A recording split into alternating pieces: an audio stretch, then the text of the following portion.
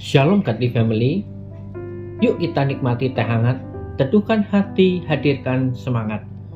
Dasar firman Tuhan hari ini diambil dari Kisah Para Rasul pasal ke-26 ayat 1 hingga ke-18. Namun saya akan membacakan ayat 1 hingga ayat ke-4 saja. Demikian firman Tuhan. Kata Agripa kepada Paulus, "Engkau diberi kesempatan untuk membela diri." Paulus memberi isyarat dengan tangannya, lalu memberi pembelaannya sebagai berikut.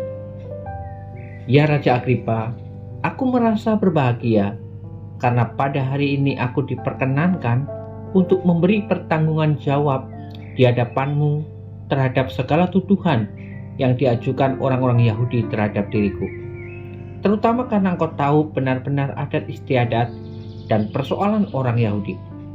Sebab itu aku meminta kepadamu supaya engkau mendengarkan aku dengan sabar. Semua orang Yahudi mengetahui jalan hidupku sejak masa mudaku. Sebab dari semula aku hidup di tengah-tengah bangsaku di Yerusalem." Demikian jauh firman Tuhan. Godly Family yang terkasih, seorang motivator dan penulis bernama Lois Hay yang bukunya terjual puluhan juta eksemplar di seluruh dunia ini, satu kali ditanya, apa sih yang menjadi rahasia keberhasilannya dalam menjalani hidupnya? Lois Hay menjawab, "Belajar dari masa lalu dan hiduplah hari ini." Sebuah jawaban yang sangat sederhana.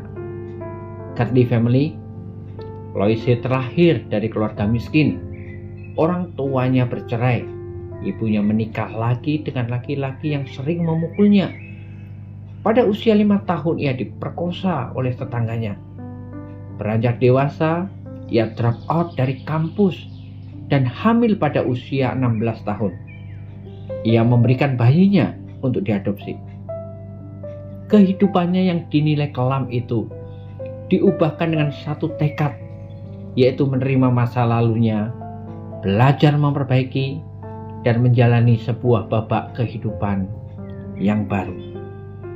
Godly Family yang terkasih, apa yang dilakukan oleh Lois Hay telah dilakukan terlebih dahulu oleh Paulus dalam menjalani kehidupan yang baru. Paulus merasakan kelamnya sebuah masa lalu. Dalam kesempatan membela kasusnya, ia jujur mengakuinya. Paulus adalah seorang Yahudi, bahkan seorang Farisi yang fanatik.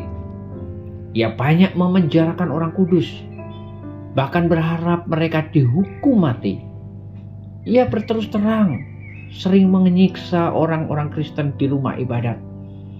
Ia juga sering memaksa orang percaya untuk menyangkali imannya. Namun ketika ia berjumpa dengan Tuhan, ia bertobat. Paulus mempunyai pemikiran dan arah baru dalam hidupnya yang sudah diubahkan oleh Tuhan. Dan pada akhirnya ia menjadi tokoh sentral dalam kekristenan saat ini. Jelas bahwa Paulus tidak menyiksa dirinya dengan masa lalu. Ia tidak melupakannya. Sebaliknya, ia sadar dengan sejarah hidupnya yang kejam. Menariknya, Paulus tidak pernah berusaha menyembunyikan atau menyangkali semuanya itu. Ia secara jujur dan terbuka menerima fakta itu. Paulus berdamai dengan masa lalunya. Godly Family yang terkasih, masa lalu bisa melumpuhkan kita ketika kita tidak keluar darinya. Maka yang tersisa hanyalah hati yang nantinya terluka. Dan kita akan dibuatnya bangkrut dalam menjalani kehidupan ini. Oleh sebab itu, belajarlah berdamai dengan masa lalu hidup ini. Dan melangkahlah dalam hidup baru yang sekarang ini di dalam Tuhan yang sudah mengubahkan kehidupan kita. Karena Tuhan mau memakai kita untuk menjadi saluran berkat-Nya, supaya hidup kita memuliakan nama-Nya. Amin. Mari kita berdoa. Tuhan, kami bersyukur jikalau kehidupan kami yang kelam, yang penuh dengan dosa itu sudah diubahkan Tuhan. Dan Tuhan mau memakai kami menjadi alat saluran berkat Tuhan di tengah zaman ini bagi generasi kami. Karena itu biarlah hidup kami senantiasa memuliakan nama Tuhan. Kami sadar diri kami manusia yang berdosa, yang sudah diubahkan Tuhan untuk menjadi saluran berkat-Nya. Ini doa kami Tuhan, dalam nama Tuhan Yesus kami berdoa. Amin.